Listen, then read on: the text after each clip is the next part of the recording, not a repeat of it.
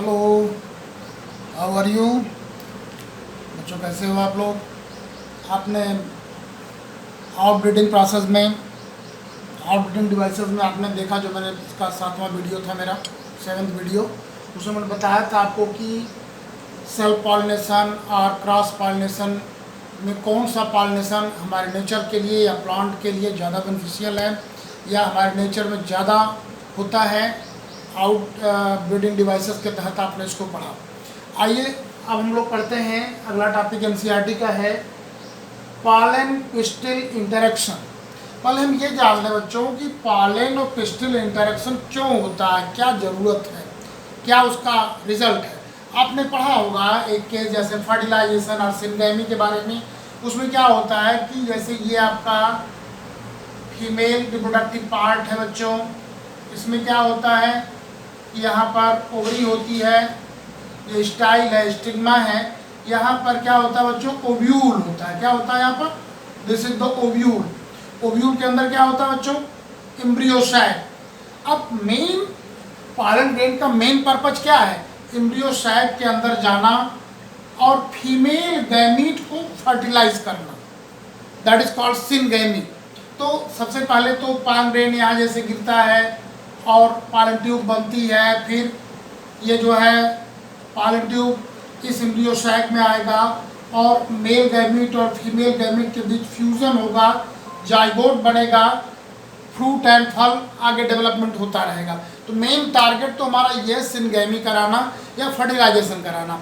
लेकिन अब आप देखिए, क्या ये जो पॉलन ग्रेन आते हैं एंथर से, तो इसका सिलेक्शन कैसे होता है, बाय एयर, बाय वाटर।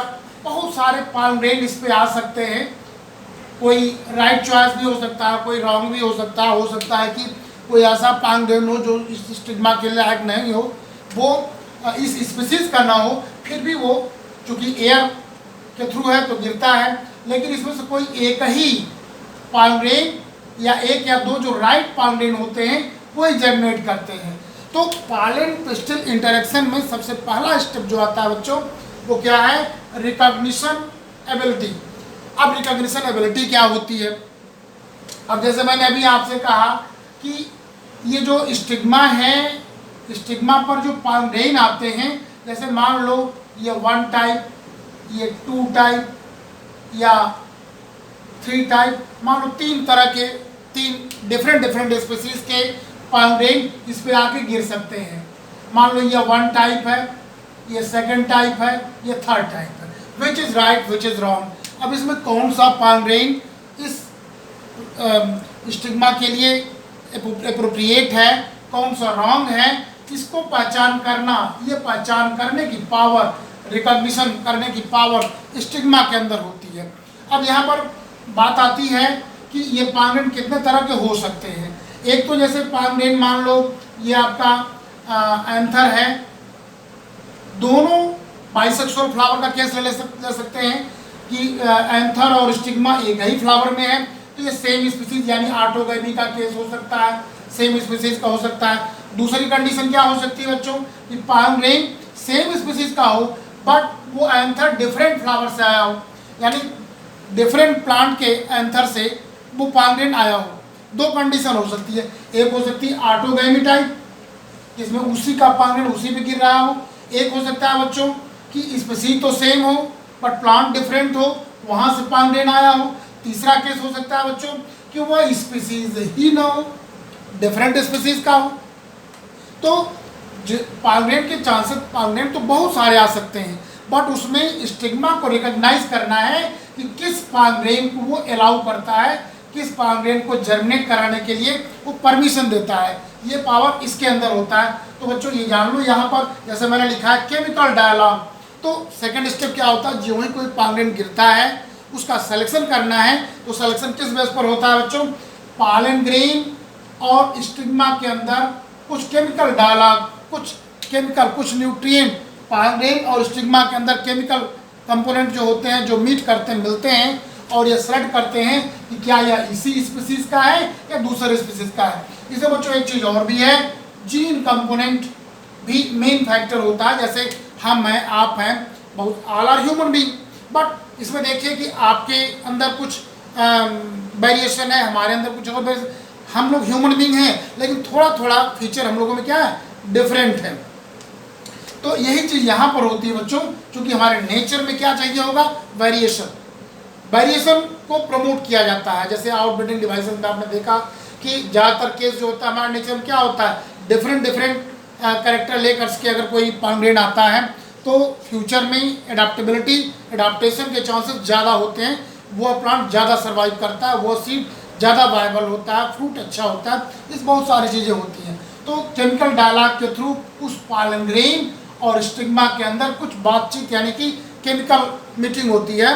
इसी में एक चीज़ और भी है बच्चों कि जीन, मेयर ने बताया था कि जिनमें रिप्रोडक्शन की पावर हो, जिसमें सेक्सुअल रिप्रोडक्शन की पावर हो, अगर दो स्पीसीज हैं दोनों सेक्सुअली रिप्रोड्यूस हो रहे हैं तो दे आर सेम स्पीसीज। उसी तरह से यहाँ भी आप कह सकते हो कि जिस पॉलन ग्रेन को जर्मिनेशन की पावर मिलती है, अब मान लीजिए ये आया, इसका जीन कंपोनेंट इस स्टिग्मा के अंदर जो सेल है उनकी जीन कंपोनेंट वायलेट करती है, तो स्टिग्मा क्या करेगा, इसको रिजेक्ट कर देगा।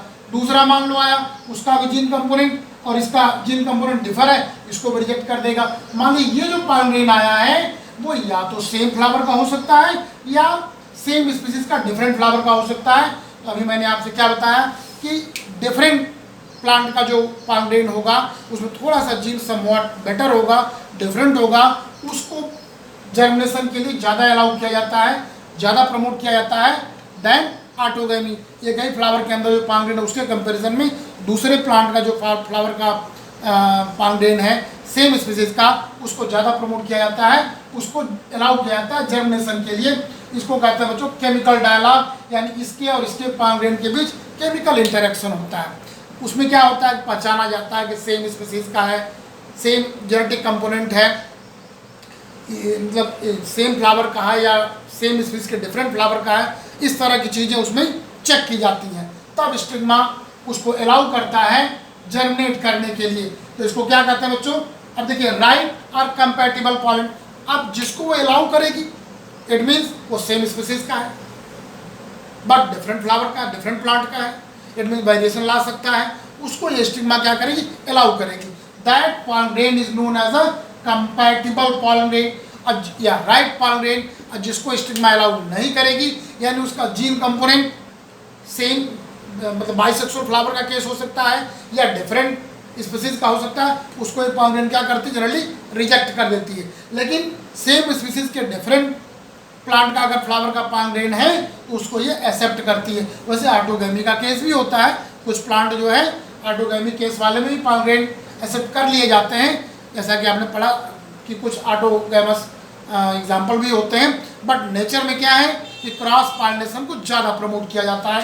तो इस तरह से जो पॉलन ग्रेन के लिए ये स्टिग्मा राइट शो करेगी यानी कंपैटिबल शो करेगी, उसको जर्मिनेशन के लिए रिकग्नाइज करेगी, और जिसके लिए वो रिजेक्ट करेगी उसको इनकम्पैटिबल कहा जाएगा, यानी उसको जर्मिनेशन के लिए रिजेक्ट कर देगी, उसको जर्मिनेशन नहीं होने देगी। अब आइए बच्चों जर्मिनेशन की बात करते हैं। आप पढ़ चुके हो पॉलन ग्रेन के बारे में कि पॉलन ग्रेन में क्या होता है बच्चों, जर्म कोर होते हैं, एक्साइन है, एंटाइन है। आपको मैंने बताया था कि एक्साइन में स्पोरोपोलिन होता है और एक जगह पर स्पोरोपोलिन नहीं होता है, that is called germ core, एक कोर होता है। और यही से पॉलन ग्रेन क्या करता है बच्चों, जर्मिनेट करता है। जब रिकग्निशन हो जाएगा तब, जब ये स्टिग्मा उसको क्या करेगी, रिकग्नाइज कर देगी कि ठीक है यू कैन ग्रो, आप जर्मिनेट कर सकते हो। तो जर्म कोर के थ्रू ये पॉलन ग्रेन जब स्टिग्मा पे गिरता है तो ये जर्मिनेट करना स्टार्ट कर देता है। और भी एक बात आपने पढ़ी है कि यह जो पॉलन ग्रेन होता है 2 सेल्ड स्टेज हो सकता है या 3 सेल्ड स्टेज हो सकता है। जैसा कि आपने देखा कि 60% प्लांट्स में 2 सेल्ड स्टेज पॉलन ग्रेन डेंसेस करते हैं, यानी उसमें एक वेजिटेटिव सेल होता है और एक जनरेटिव सेल होता है। जब यह इस पे आ जाता है स्टिग्मा पे, तब यह generative cell again divide form 2 male gamete, 2 male gamete बना देता है, तब यह करा 3 सेल्ड स्टेज। और 40% प्लांट में क्या होता है, ऑलरेडी वो 3 सेल्ड स्टेज में ही डेसेस होते हैं, एंथर से रिलीज होते हैं। एज इन केस जैसा भी हो, जब यहाँ पर पॉलन ग्रेन आता है उसको 3 मतलब 2 मेल गैमेट बनाना ही है। एक कंडीशन है कि बाद में बनते हैं 2 सेल स्टेज वाले में, और 3 सेल स्टेज में क्या है कि ऑलरेडी बन के डैसेस होते हैं, बनने के बाद ही वो अंदर से रिलीज होते हैं। चलो बच्चों, मान लो दोनों केस में से कोई भी हो सकता है। अब यहाँ से पॉलन ट्यूब बनना स्टार्ट करेगी। ये पॉलन ट्यूब अंदर स्टाइल के थ्रू क्या करेगी बच्चों, अंदर आएगी, और आने पर ये पॉलन ट्यूब मान लीजिए अंदर आ रही है।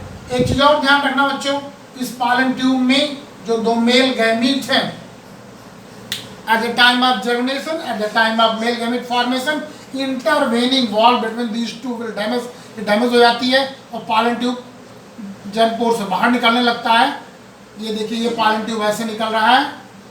अब इस पॉलन ट्यूब में क्या होता है, इसके टिप्स पर दोनों मेल गैमीट होते हैं, और यहाँ पर बच्चों आप कह सकते हो सर ये जो ट्यूब है तो पॉलन ग्रेन यानी मेल गैमीट इधर उधर या पीछे जा सकते हैं, नहीं, यहाँ प्लगिंग हो जाती है बच्चों, काइलोस फॉर्मेशन हो जाता है। तो पॉलन ग्रेन क्या, मेल गैमीट क्या होते हैं, हमेशा आगे ही चलते चले जाते हैं पॉलन ट्यूब के साथ साथ। अब ये पॉलन ट्यूब कहाँ इंटर करेगी बच्चों, अब यहाँ देखिए ओव्यूल के अंदर, ओव्यूल के अंदर मान लो ये ओव्यूल है या स्टाइल है,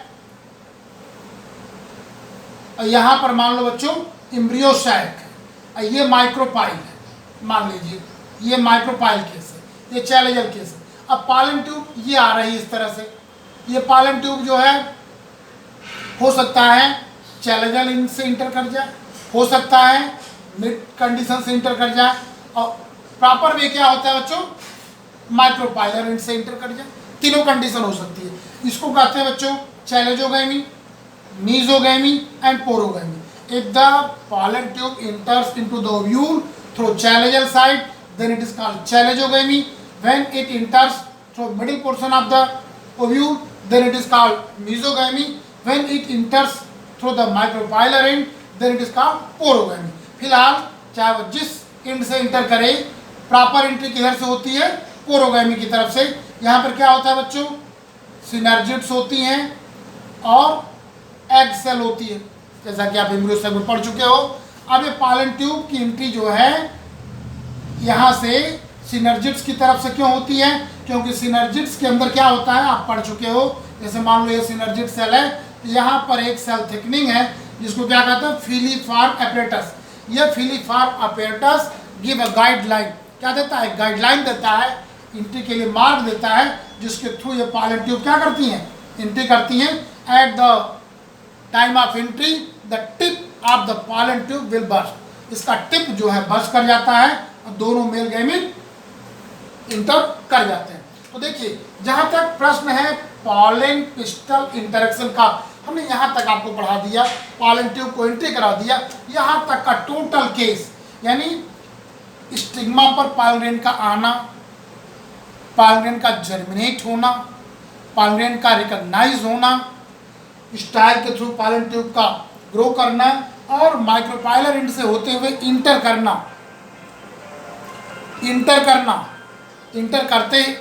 करते समय तक इसको जो है, जब वो इंटर करता है उस समय तक की जो भी चेंजेस हैं वो all are in case of pollen pistil interaction. Total को यानी हम लोग पॉलन पिस्टल इंटरेक्शन में यहाँ तक की स्टोरी को ले सकते हैं, यानी स्टिग्मा पर पॉलन का आना, रिकॉग्नाइज होना, केमिकल डायलॉग होना, पॉलन ट्यूब का बनना, और अंत में माइक्रोपाइलर एंड से होते हुए एम्ब्रियो सैक में इंटर करना। यहाँ तक पॉलन पिस्टल इंटरेक्शन का केस होता है। अब इसके बाद जो है सिंगेमी होगी, फर्टिलाइजेशन होगा, जिसको हम अलग एक वीडियो में पढ़ेंगे डबल फर्टिलाइजेशन में। दूसरी चीज़ आ गई ये जो सारी पॉलन पिस्टल इंटरेक्शन के बारे में मैंने बताया कि डिफरेंट स्पीसीज का होना प्लांट के लिए और नेचर के लिए बेनिफिशियल होता है और ब्रीडिंग डिवाइसेस के तहत। तो रिकॉग्नाइज करने की कंडीशन भी उसी तरह की है कि जो स्टिग्मा है वो डिफरेंट प्लांट के, सेम स्पीसीज के डिफरेंट प्लांट के फ्लावर के एंथर से पॉलन ग्रेन को रिसीव करती है, उसी को अलाउ करती है। तो आप देख रहे हो कि वेरिएशन होने के चांसेस ज़्यादा होते हैं। तो एक प्लांट ब्रीडर के लिए, इसको हम लोग अगले मतलब चैप्टर में पढ़ेंगे, आगे भी आएगा एक चैप्टर जिसमें हम प्लांट ब्रीडिंग का एक अलग से चैप्टर है, जिसमें आपको बताया जाएगा कि प्लांट ब्रीडर के लिए कितना बेनिफिशियल है इस तरह की बातें जानना। कि वो जैसे मान लीजिए कि एक प्लांट है, वो चाहता है इसका पालन ग्रेन यहाँ पे जर्मिनेट करे, सेम स्पीसीज का है बट हैविंग डिफरेंट वेराइटीज, उसमें कुछ ज़्यादा है वो है, तो क्या करेगा, इसके मान लो चाहता है कि एक उसको अलग से हम लोग देखते हैं प्लांट ब्रीडर का केस क्या बनता है। जैसे मान लीजिए कि ये आपकी एक प्लांट की फ्लावर की कंडीशन है ओवरी की, और ये मान लीजिए बाइसेक्सुअल फ्लावर है, यहाँ एंथर है, एक दूसरा प्लांट है उसका भी एंथर है। हम अब चूंकि ये जो प्लांट है इसका जो एंथर है, इस प्लांट के जो कैरेक्टरिस्टिक है, हम चाहते हैं कि नेक्स्ट जनरेशन में जो हमें सीड मिले उसमें इस प्लांट के कैरेक्टर या फीचर्स मिले। तो हम क्या करेंगे बच्चों कि इसको हम क्या कर देंगे, इसका पालन ग्रेन इसको इस पर जर्मिनेट न कर सके, एक ही कंडीशन हो सकती है, इसको हम कट कर दें, इसको इमैस्कुलेट कर दें। क्या कर दें, इसको इमैस्कुलेट कर दें और इसके पालन ग्रेन की यहाँ पर डस्टिंग कर दें, एक ये कंडीशन हो सकती है। दूसरी चीज़, अगर हम ये चाहते हैं कि इस पालन ग्रेन को नेक्स्ट पर ले जाएं, एक और तरीका है कि मान लो यहाँ पर हम नहीं इसको करना चाहते, ये चूंकि पालन ग्रेन मैच्योर हो चुका है, अगर ये इस पर गिर गया तो इस पर जर्मिनेशन शो कर देगा, तो इसको उस समय क्या करते हैं, बैजिंग कर देंगे और वेट करेंगे उस दूसरे पालन ग्रेन की जर्मिनेशन की यानी मैच्योर होने की। जब ये मैच्योर हो जाता है तो इस बैगिंग को हटा करके यहाँ पर इसको हम जर्मिनेट करा सकते हैं। यानी मेन कंडीशन ये है कि हम जो पालन ग्रेन की डस्टिंग करना चाहते हैं उसी की हो, चाहे वो हम बैगिंग करने का मतलब क्या होता है, स्टिग्मा को पॉलीथीन बैग से कवर कर देना, या इमैस्कुलेशन का मतलब क्या होता है कि एंथर को कट कर देना। तो जिस स्टिग्मा पर जिस पालन ग्रेन को हम जर्मिनेट कराना चाहेंगे उसको वहाँ पर हम भेजेंगे। तो ये भी बच्चों प्लांट ब्रीडर को इसकी जानकारी होना जरूरी चाहिए होगा, जब वो जानेगा तो इस तरह से करके वो अच्छी ब्रीड कर सकता है। और इसको हम लोग एक चीज़ और आपके एनसीईआरटी में दिया हुआ है, पालन ट्यूब ग्रोथ को हम आर्टिफिशियल वे में भी, एक प्रैक्टिकल भी हम लोगों में है पालन ग्रेन जर्मिनेशन का। तो उसमें हम देखेंगे कि एक डिश में ले करके हम बोरिक एसिड ले लेते हैं और 10% शुगर सोल्यूशन बना देते हैं, इसमें पालन ग्रेन को डस्ट कर देते हैं और माइक्रोस्कोप से देखते हैं तो पालन ग्रेन क्या होती है, जर्मिनेट करना स्टार्ट कर देती है। तो इस तरह से माइक्रोस्कोप से हम पालन ग्रेन जर्मिनेशन को देख सकते हैं और आर्टिफिशियली वे में। तो आज का लेक्चर बच्चों यहाँ तक था, पालन क्रिस्टल इंट्रोडक्शन। इसको आप लोग अच्छे से पढ़ना, एनसीईआरटी बुक के साथ पढ़ना, फिर भी ना समझ में आए कहीं कोई टॉपिक, आप क्वेश्चन हमारे ग्रुप पर डाल देना, हम आपको फिर से डिस्कस करके बताएंगे। ओके बच्चों, थैंक यू।